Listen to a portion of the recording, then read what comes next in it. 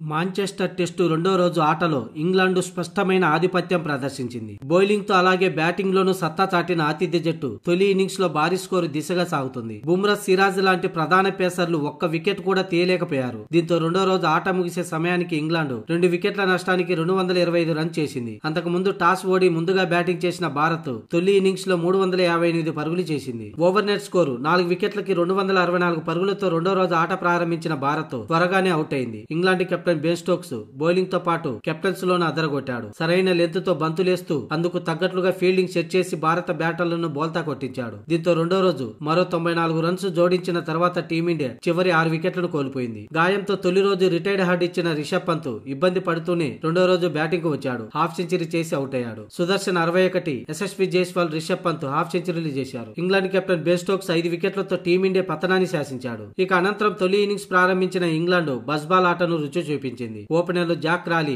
113 బంతుల్లో 84 రన్స్, అలాగే Ben Duckett 100 బంతుల్లో 94 రన్స్ తో దూకుడుగా బ్యాటింగ్ చేశారు. ఈ క్రమంలో తొలి వికెట్ కు 32 ఓవర్లలో 166 పరుగులు జోడించారు. ఆ తర్వాత స్వల్ప వ్యవధిలోనే ఇద్దరు అవుట్ అయ్యారు. అయితే ఓలిపోపు 20, జో రూట్ 11 పరుగులతో మరో వికెట్ పడకుండా జాగ్రత్త పడ్డారు. దీంతో రెండో రోజు ఆట ముగిసే సమయానికి ఇంగ్లాండ్ 2 వికెట్లు కోల్పోయి 225 పరుగులతో నిలిచింది. తొలి ఇన్నింగ్స్ లో ఇంకా ఇంగ్లాండ్ 113 పరుగుల వెనకబడే ఉంది. రెండో రోజు భారత బౌలర్లు పూర్తిగా తేలిపోయారు. జస్ప్రీత్ బుమ్రా 13 ఓవర్లు, మహమ్మద్ సిరాజ్ 10 ఓవర్లు వేసినా ఒక్క వికెట్ కూడా తీయలేకపోయారు. అయితే debut player Anshul Kamboj 1 wicket, అలాగే రవీంద్ర జడేజాకు 1 వికెట్ దక్కింది.